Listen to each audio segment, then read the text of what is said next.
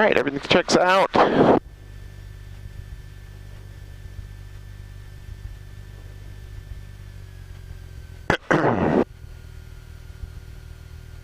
Donaldson Tower, Musketeer 8778, Mike's holding short, runway 5 at Alpha 2, ready for departure.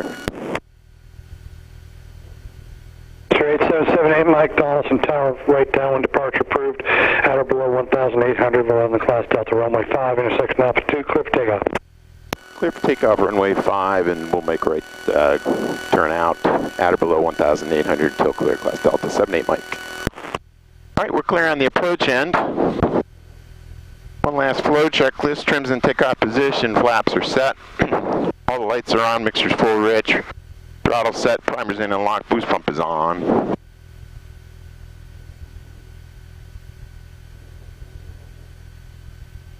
do a short field takeoff. Gonna line it up, hold the brakes, run the power up. There's 2,000 RPM, there's full power, oil pressure and temperature in the green, release the brakes, take the pressure off the nose wheel, and just hold that attitude. We got a little bit of a right crosswind, so we're going to expect that. It's not much of a wind, but airspeed is alive. We'll just hold it in the ground effect, let that airspeed build up. There's 80. Go ahead and pitch for that.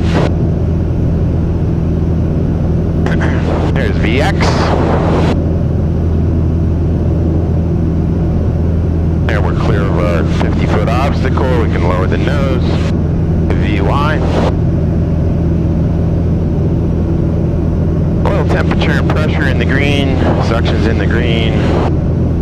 Fuel pressure looks good. Got the boost pump still on. There's 300 feet. We can get rid of these flaps. Pull up, swipe a trim, let it accelerate to 90. Gotta climb on out.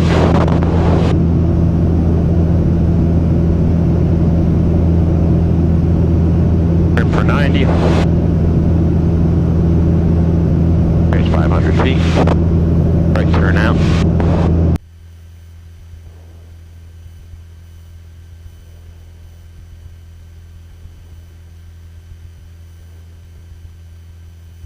Today we're going to do something a little bit different. I was watching a video last night from AOPA. It was all about turn back.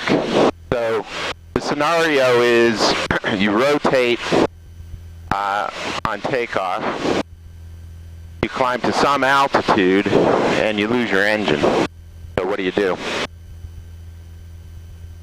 So there's been a kind of an ongoing. I'm gonna go ahead and pull the power back so we don't have to climb. Ajax American 1863 270 300 assigned. Airspace.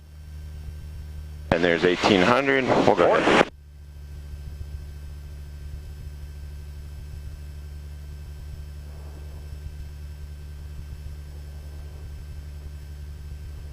We got nobody else around.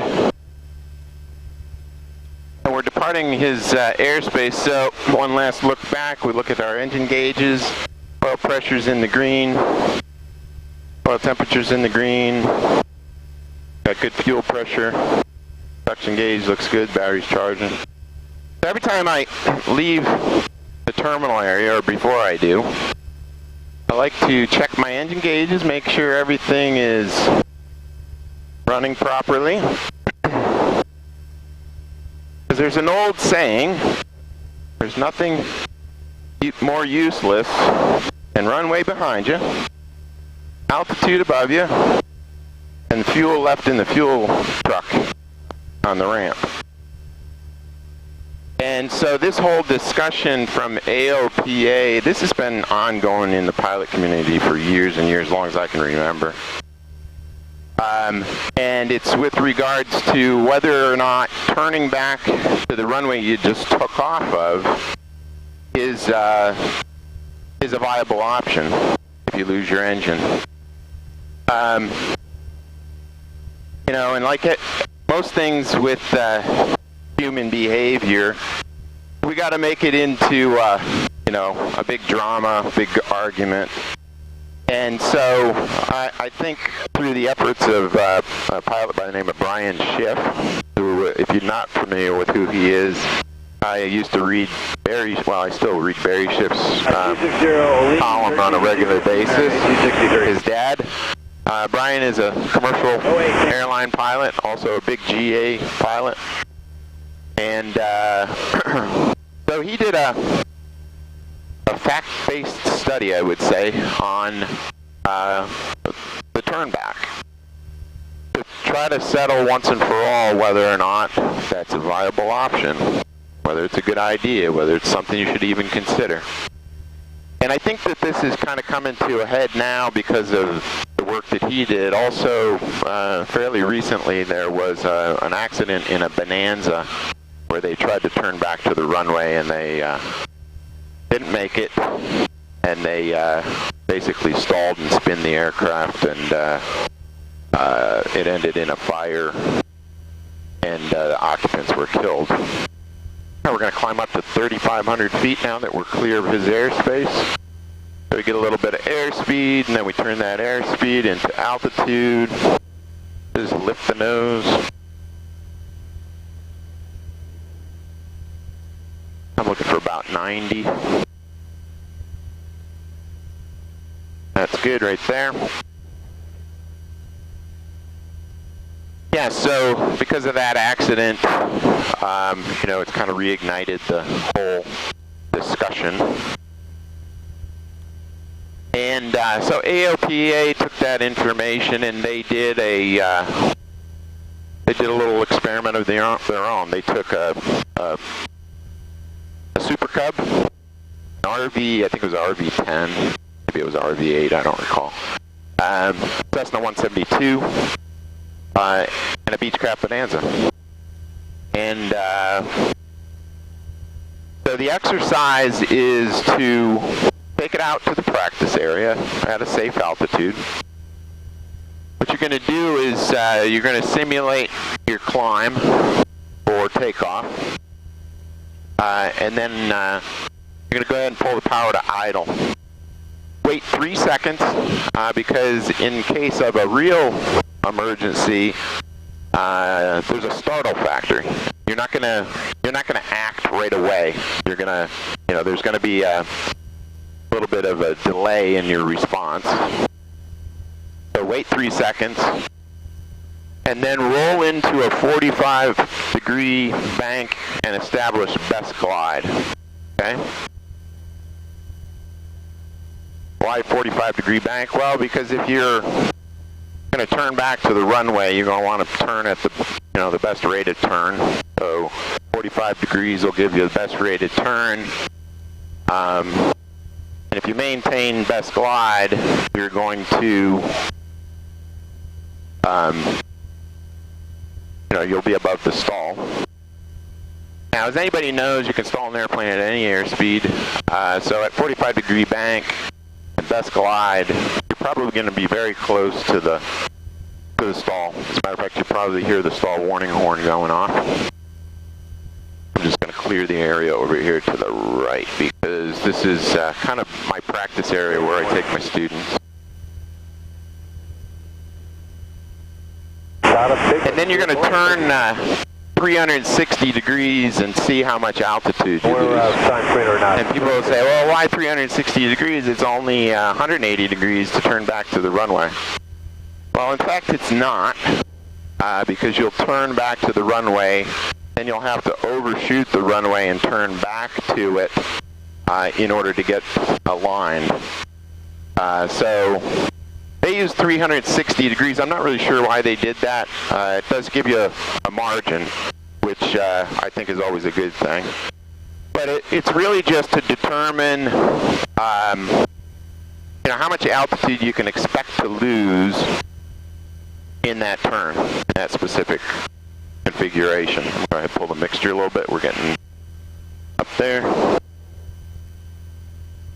Get good performance. Yeah, so that exercise. We'll do it a couple of times so that we get a good set of numbers.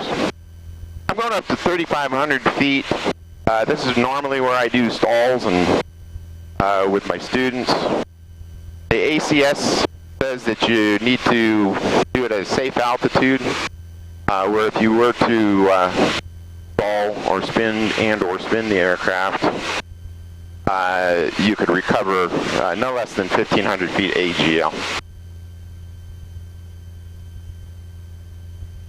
All right, we'll pull the power back to cruise, and we'll cruise this airplane out.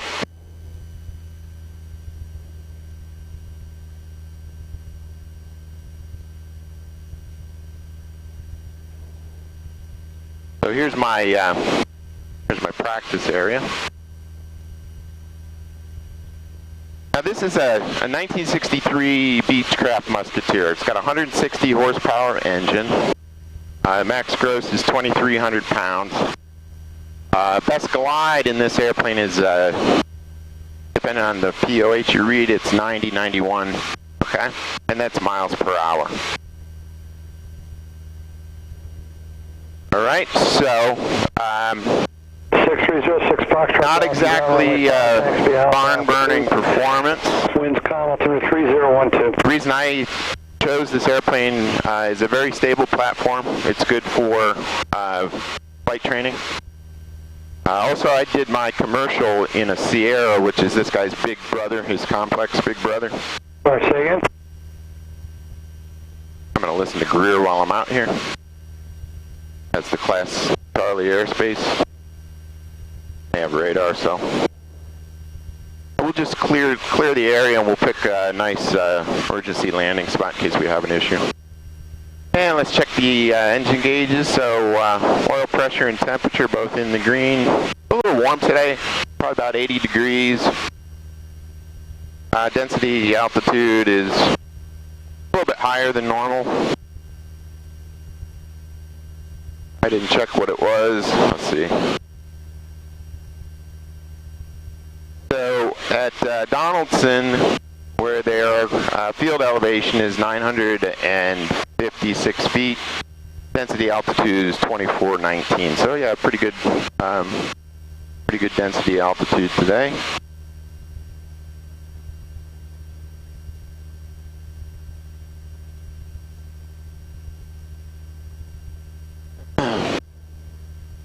So here's my spot. Got the river here. I got lots of nice fields. There's actually 2 private strips right here, right off of my left, so behind the aircraft.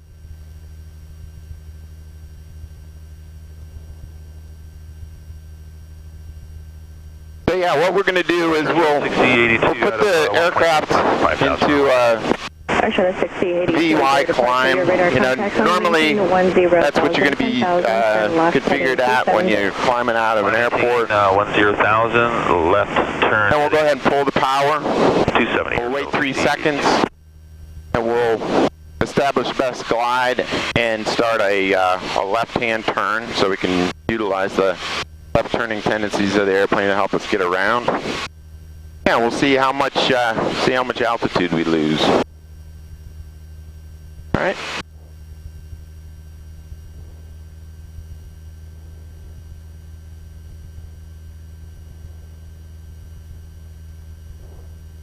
All right, so oil temperature and pressure, everything's in the green.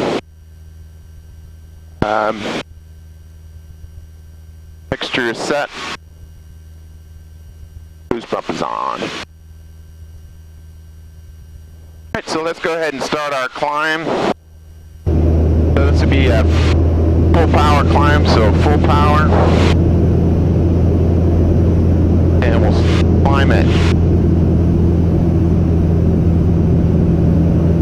VY. We'll trim for that. That's normally where I would be, right there. Alright. So we pull the power to idle. There's idle. 1,000. 2 1000, 31,000. We'll go ahead and roll into our turn. Mike, rear approach, ground altimeter 3012, system maintain 10. And we're looking for 90, there's 90. There's a 30-degree bank.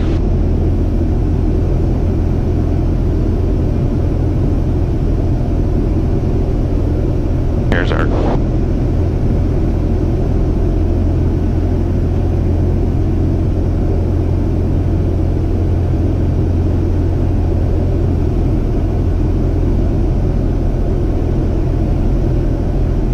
going back around. Shuttle 6082, turn left, heading at 210. Left turn 210, shuttle 6082.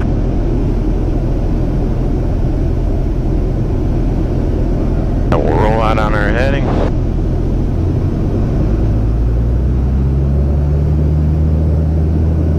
Full power.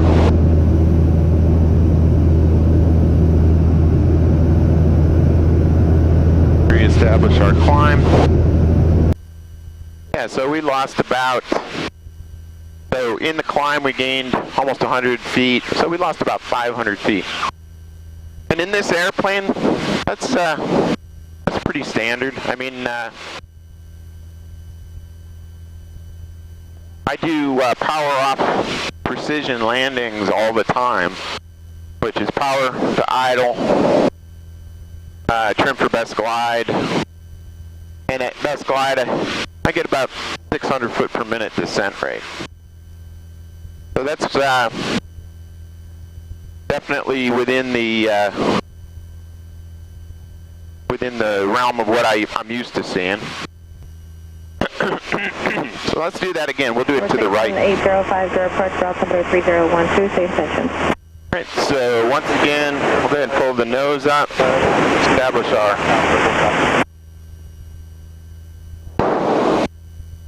Number 805, flag 0126 and 8 is... There's our climb, full power, right there. Flag 0126 and we'll go for right. Alright, so we're trimmed for that. Alright, and we lose the power. Oh, there goes the engine. 1 1000, 2 1000, 3 1000. Let the nose fall.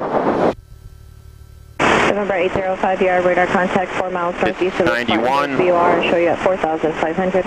Roll into our turn, trim for that so we don't have Number to 805, fly heading wrestle with 235, it. vectors further right downwind for runway 1. There's a 30-degree bank.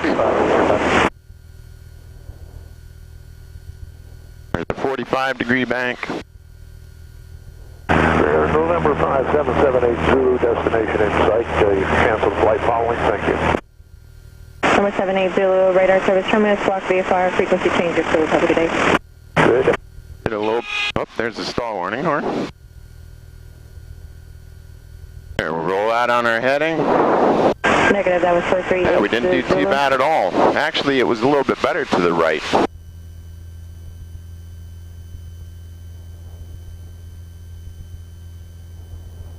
Number 472, Roger, radar service terminus, block VFR. So to the right, we only lost about 500 feet. So in this airplane, that's about what I typically use. I feel pretty proficient in my airplane. I fly all the time. Like I said, I do power off spot landings all the time, so I pretty much know the glide ratio for this airplane. Yeah, so 600 foot.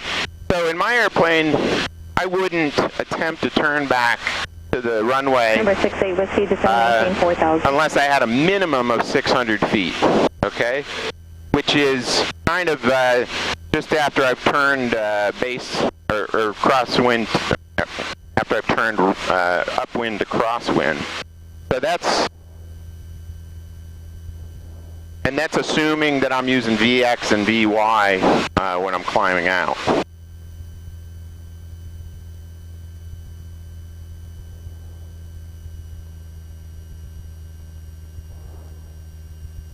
Well, temperature and pressure, everything's in the green.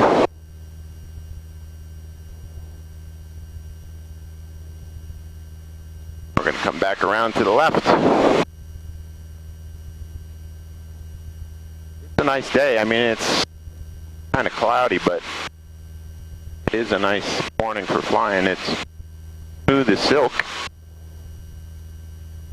So in the AOPA video, the Piper Super Cub, he was able to turn back at an altitude of as low as 300 feet, and he was able to do that pretty consistently. I'm assuming he's very proficient in his aircraft.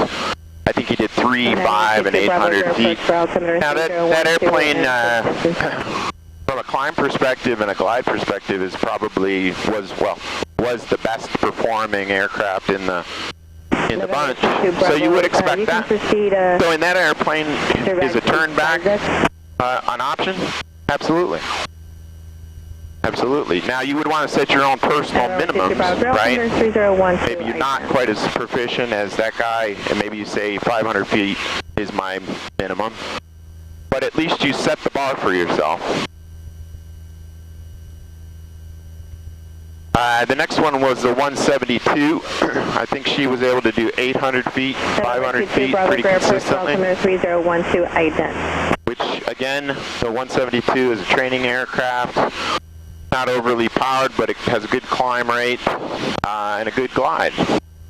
So again, if you're a student pilot, I don't know that I'd use 500 feet, but 800 feet, or maybe you set the bar a little bit higher at 1,000 feet. And yeah, is the turn back an option? Depends on your proficiency and how well you know the aircraft. But, we teach our students to set personal minimums, and those personal minimums will change throughout your flying career. The more you fly,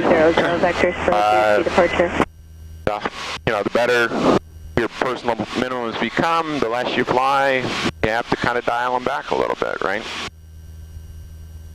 So on 172, is a turn back an option? I think so. The RV didn't perform so well. That wing is not meant for gliding, it's meant for speed. I think he was not ever able to turn back to the airport even at 1,000 feet. So he consistently would have landed short. So in that airplane, is the turn back an option? Traffic observed between you and Probably the airport, and attention all aircraft parachute jumping in the vicinity of Anderson Airport, 1,500. And then the Bonanza, again, consistently would have come up short even at 1,000 feet or higher. So, what's the takeaway? Well, you cut through all the drama, right? The impossible term. Is it impossible in a Piper Super Cub? No, it's very possible. It's also a very practical option. 172, yeah, if you're proficient and you got enough altitude, yeah, you can do it. Probably 800 foot is a good bar to set for yourself. Anything beyond that, probably not a good idea. Departure, your radar contact, have it maintained at 10,000, 10,000. So, as a pilot, you always want to have options. And to just rule out a turn back without doing the homework, you might be ruling out an option that could be very acceptable and for your aircraft and for how much you fly and the way you fly. So just another tool in your toolbox to help you stay safe. So I don't think you can make broad, sweeping statements like the impossible turn in aviation. There's so many variables that you have to take those all into consideration. All right, I'm going to head back to the airport now, do some touch and goes, and put this airplane up for today. Thanks for listening, and go out and do your homework, and find out what your glide performance is, and stay proficient. Number 3012. Number 78.